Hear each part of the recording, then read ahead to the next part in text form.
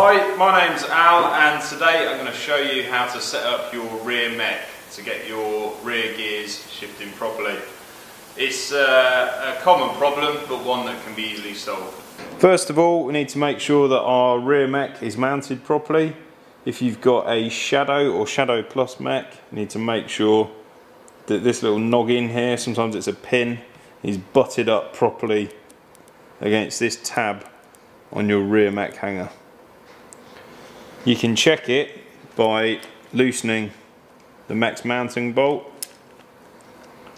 and physically holding it against the tab as you tighten it back up. That's essential for it to work properly. Make sure that your wheel is properly installed. This is a bolt through wheel, so you're not really going to have too many issues, but ensure it's properly in the dropouts, especially true of a quick release wheel. Make sure it's properly in there, because if it's a bit skew-if, then your gears aren't going to work properly. It's also really important that the rear mech hanger is all in line with the cassette, so when you view it from behind, make sure it's all in line. If it's not, if anything's bent, then the gears are probably never going to work properly at all. If you've dropped the bike recently, or you've mashed it putting it in the back of the car, then there's a good chance that you could have bent something, so you'll need to check that. If it's slightly misaligned, then you can have the hanger straightened. As long as it's not cracked or anything, then a decent bike shop will be able to straighten that hanger for you. It only costs you a few quid. If it's an emergency situation and you're at the trail centre and you want to ride, then you might be able to get away with bending the hanger straight with an adjustable spanner, or possibly even by just grabbing the mech. Might not work, but it might. What you got to lose, eh? If you've really knackered it, you'll need to get yourself a new mech hanger. These cost from about 10 quid upwards.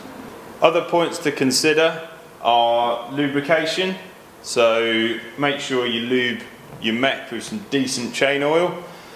This is one area of the bike where I would recommend a good thick traditional wet lube, something that's going to stick around for a decent amount of time. Old mechs are particularly prone to seizing around the top pivot, and always remember to lube your jockey wheels as well, because they're quite prone to seizing also. Make sure that your chain isn't totally worn. If everything's completely worn out, your gears are never going to work properly. Having said that, even a tired old rear mech and shifters can be brought back to life with a new cable. The main parts to consider: the inner cable and the last part of outer cable which runs to the rear mech. Now that everything is clean, in line, lubed, all ready to go, we can get on with the adjustment.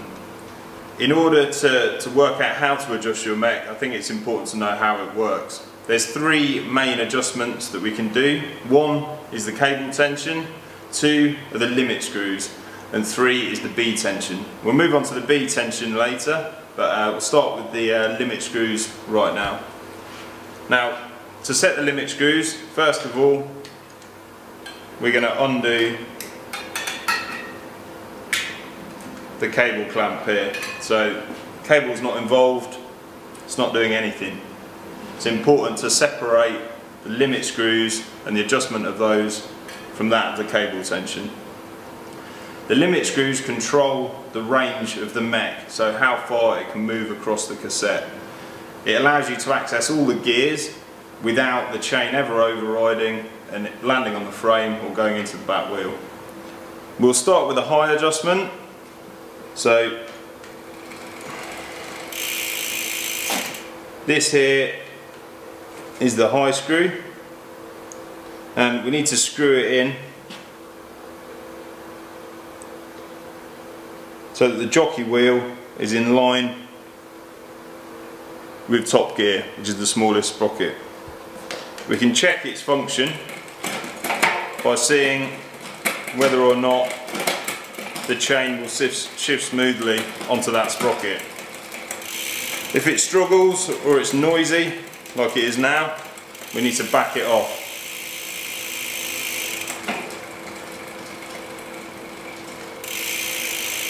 As we've undone it, the mech's been able to move slightly further over, which has allowed it all to be perfectly in line.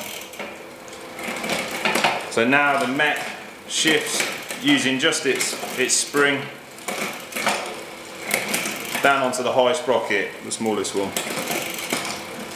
We also need to check that we can't pull the mech over, so by hand give it a little tug.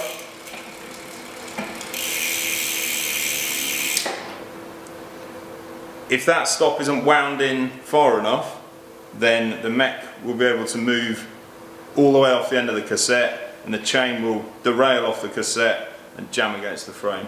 So obviously we don't want that to happen. So we need to get it set perfectly, as we have done there. That's not coming off. Next up, we're going to do the low adjustment, which is marked with an L usually. You can see we've currently got this set where the chain will override over the end of the cassette. So we obviously don't want that to happen. We need to screw the low limit adjuster in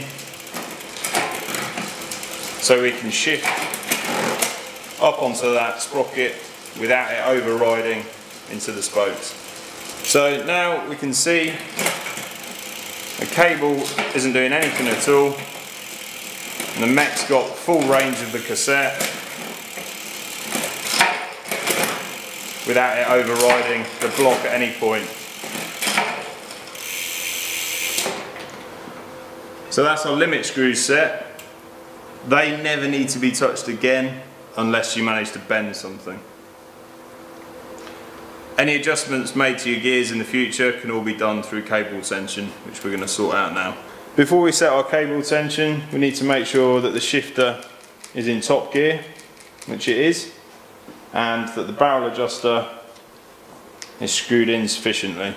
I'd wind it all the way in and then back it out a turn or two. That'll give us a bit of something to play with. Okay, to set the cable tension, first we'll need to clamp the cable, make sure it's routed correctly.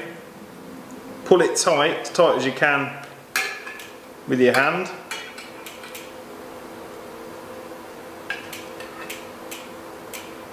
And then nip up the bolt. This tag end on a Shadow or a Shadow Plus mech, just make sure that's out of the way, because it can ting on the spokes, otherwise it can be rather distracting.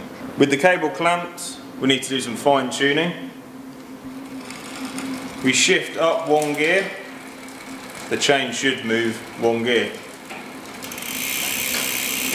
What we need to do is make sure that this top guide pulley or jockey wheel is dead in line with the sprocket that the chain's supposed to be sitting on, so the second smallest sprocket. You can fine tune that with the barrel adjuster, either at the mech or on the shifter.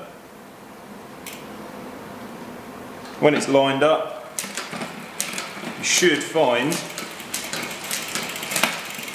that each click of the shifter will correspond to one shift. That seems to be spot on. You might need to do some fine tuning. So if it struggles to go into an easier gear like that, then add some tension onto the cable and it will make it easier. If it struggles to drop down to the smaller sprockets, so the higher gears, then back off the tension. Eventually, as long as everything's straight and not worn out, not seized, then you should achieve the operation that you're looking for. So for the final adjustment, it's the B tension. This is something which is often neglected. It's important with every mech, but it's really important with a Shadow or a Shadow Plus. Without this adjustment being done correctly, your gears aren't going to work properly. So the adjuster is this screw here. That's your B tension screw, and what it does is it alters the distance between the top jockey wheel and the sprockets.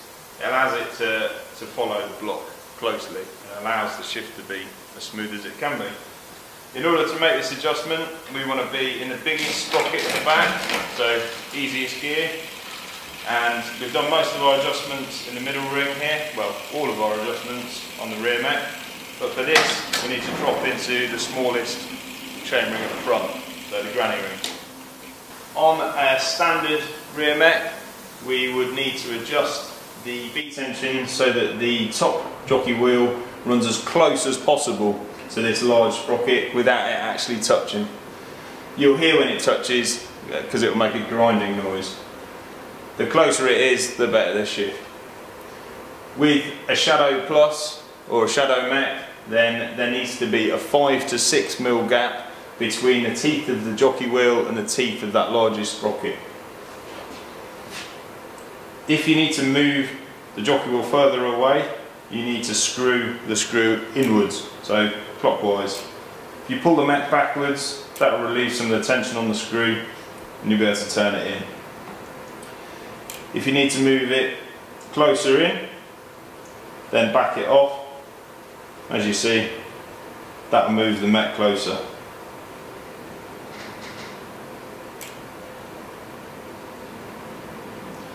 You can use a ruler, but it's pretty tricky to get one in there. As long as you're happy, you've got a 5 to 6 mil gap, the gears should work nicely. Once you've made all your adjustments, just have one final go through the gears, make sure it does everything that it should do. Check those limit screws.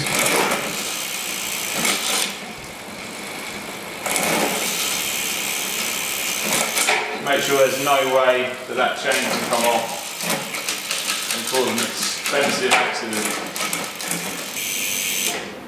Okay, so that's your lot. Hopefully your gears are working sweet now. Thank you very much for watching. We'll see you next time. See ya.